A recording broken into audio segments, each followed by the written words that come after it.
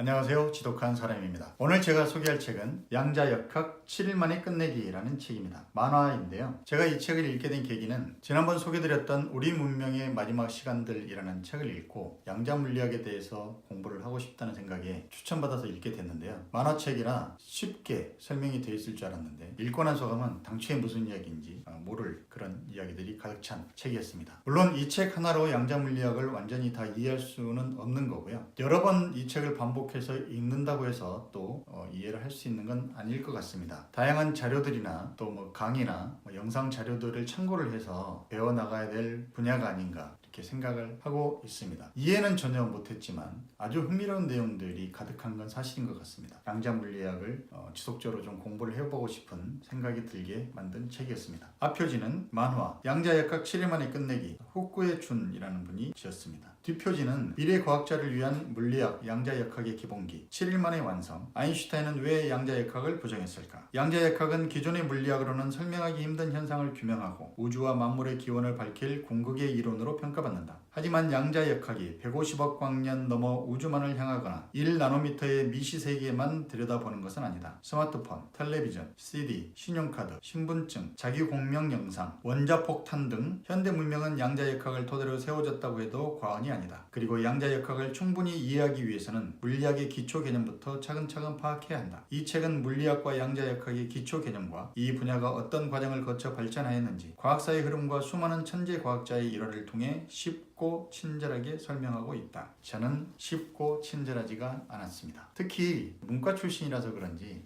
나와 있는 개념들이 굉장히 좀 생소해서 이 책을 이해하기가 더 쉽지 않았던 것 같습니다. 저자 후쿠에 준은 1956년 일본 우베시 야마구치현에서 태어났다. 교토대학 우주물리학과와 동대학원을 졸업하고 현재 오사카 교육대학 교수로 재직하고 있다. 전공 분야는 상대론적 우주 유체역학의 강착 원방과 제트 분출에 대한 연구이다. 그 밖에도 과학 교육 콘텐츠를 개발하기 위해 활발히 노력하고 있다. 발음하기도 힘든 분야들에 대해서 연구를 했네요. 이 책은 이렇게 왼쪽 편에는 기본 이론에 대해서 설명을 하고 있고 오른쪽 편에는 그 이론을 만화로 좀 더 쉽게 설명을 하고 있습니다. 기본 이론을 읽고 만화를 보면 이해력이 좀 더 높아지는 건 사실이긴 한데요. 그래도 쉽지는 않습니다. 머릿말에서는 상대성 이론이나 양자론은 상식에서 상당히 벗어난 이론이어서 내용을 이해하기가 그리 쉽지 않다. 그나마 상대성 이론은 일상의 상식을 버리고 몇 개의 기본 원리만 받아들이면 비교적 이해하는 데 어렵지 않다. 그러나 양자론은 연관된 개념이 많은 데다 그것들이 그물처럼 얽혀 있어 보통의 방식으로는 제대로 알기 힘들다. 이 책에서는 양자론의 이해를 한 단계씩 넓혀가는 순서대로 관련 개념을 나누어 차근차근 소개한다. 각 장을 하나의 개념으로 엮다 보니 같은 이야기가 반복되기도 하는데 장별로 읽고 이해하기 바란다. 각 장별로 물리학의 기초부터 양자물리학까지